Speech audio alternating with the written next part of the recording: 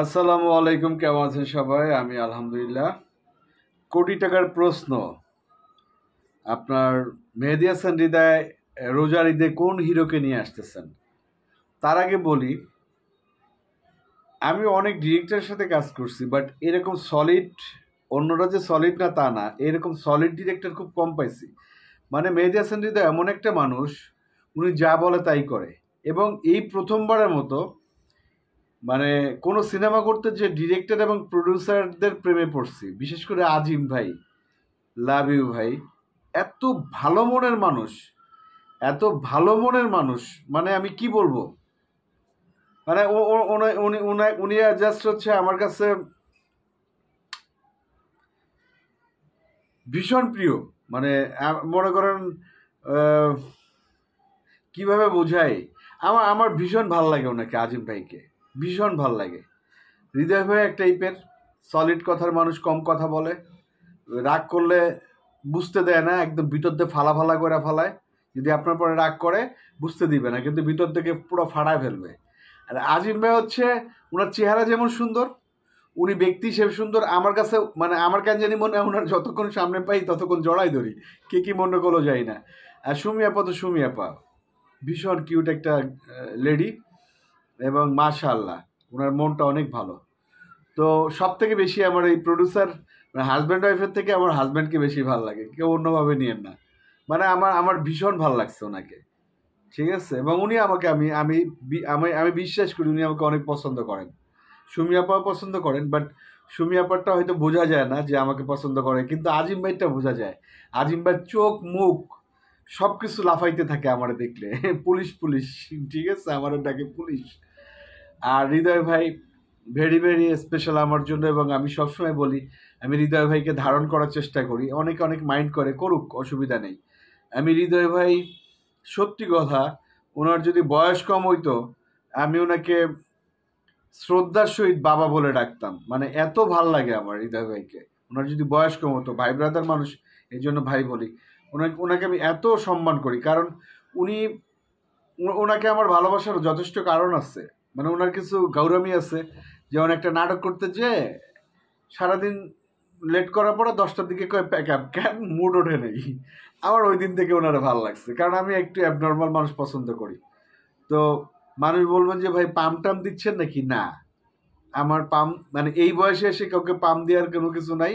যেটা সত্যি ভালো, মানে সত্যি কথা এটা বলে দিলাম যে আসলে এক একজন, মানে এই প্রথম কোনো কাজ করতে যে ডিরেক্টর প্রডিউসারদের প্রেমে পড়ছি, সেই প্রডিউসার ডিরেক্টররা হচ্ছে মেহেদী হাসান হৃদয়, আজিম ভাই, এবং ভেরি ভেরি স্পেশাল সুমি আপা। তিনজনই মাটির মানুষ। এবং হৃদয় ভাই হচ্ছে কি বলে, মানে গভীর পানির মাছ। মানে উনি বুঝতেই দেয় না যে আসলে কাকে, মানে উনি রেগে গেলে কি করবে, উনি হাসতে হাসতে মানুষকে মেরে ফেলবে, এরকম একটা ব্যাপার। তো আমি ওনাকে বিশ্বাস করি যে উনি বাংলাদেশে অনেক ভালো কিছু করবেন। এবং সবাই ওয়েট করতেছিল বরবাদের পরে একটা বিশাল ধামাকা আসবে শাকিব ভাইয়ের, এবং অনেকে আশাহত হয়েছে, আমি নিজেও আশাহত হয়েছি। তো ফাইনালি উনি কাকে নিয়ে আসতেছে, এটা একটা বিগ কোশ্চেন। উনি শুভকে নিয়ে আসতেছেন, সিএমকে নিয়ে আসতেছেন, না শরীফুল রাজকে নিয়ে আসতেন? তো আমি আসলে জানি না, সত্যি জানলেও জানি না, ঠিক আছে, ওনারাই ডিক্লেয়ার করবে। তো যাকে আনুক ভালো করবে, ভালো করবে, আমি একটু বলে দিলাম, ওনারা অনেক ভালো করবে অ্যাটলিস্ট। আর আরেকটা জিনিস, সবাই মনে করতেছেন সাকিব ভাইয়ের সাথে ওনাদের রিলেশনটা কি খারাপ? অবশ্যই না, সাকিব ভাইয়ের সাথে রিলেশন ওনাদের খুবই ভালো, খুবই ভালো, খুবই ভালো। এবং সুমি আপা, হৃদয় ভাইয়ের সাথে সাকিব ভাইয়ের অহরহ কথা হয়, অহরহ মিটিং হয়, অহরহ আড্ডাবাজি হয়। এবং আমি বিশ্বাস করি ওনাদের পরের প্রজেক্ট আরও বড় পরিসরে আসবে, আরও বড় পরিসরে আসবে। এবং ও হয়তো ওনারা ওনারা রোজারিদের প্রজেক্টটা তো ঠিকই ছিল, ওনাদের মতো আমিও আশাহত। সত্যি কথা, আমি মন থেকে চাইছি ঈদ ঈদ উৎসব হইতো, উৎসব হইতো।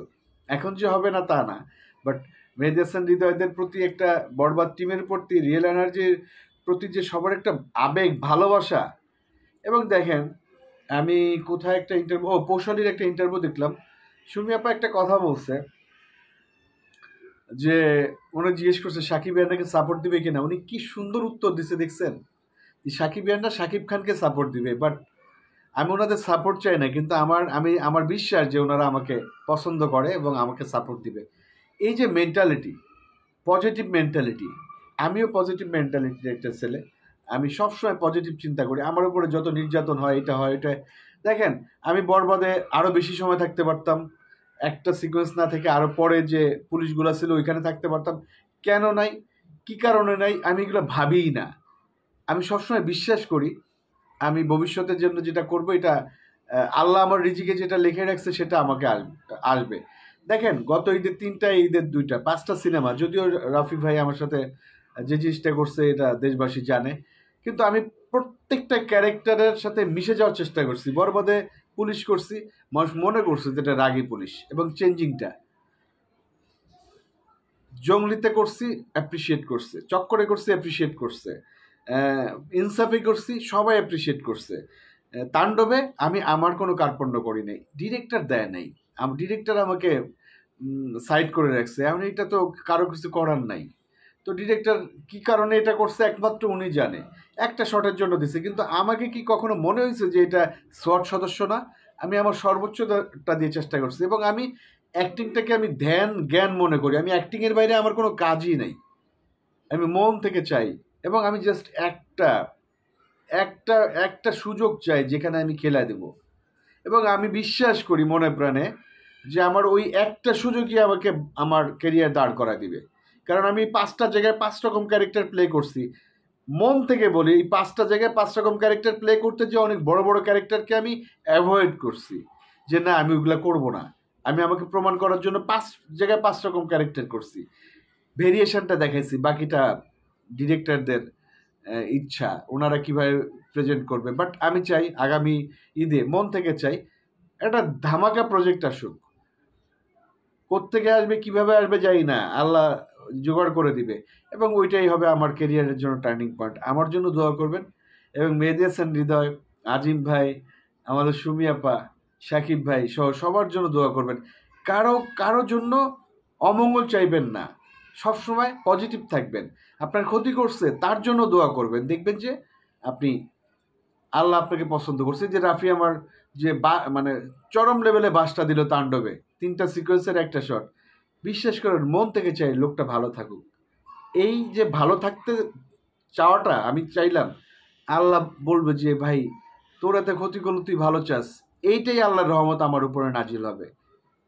বাকিটা আল্লাহ ভরসা। আমার জন্য দোয়া করবেন, এবং মেহেদী হাসান হৃদয়ের পরের প্রজেক্টের জন্য ভীষণ ভীষণ ভীষণ দোয়া, এবং সারা বাংলাদেশের মানুষ অপেক্ষা করছে এই প্রজেক্টের জন্য। ধন্যবাদ। আসসালামু আলাইকুম।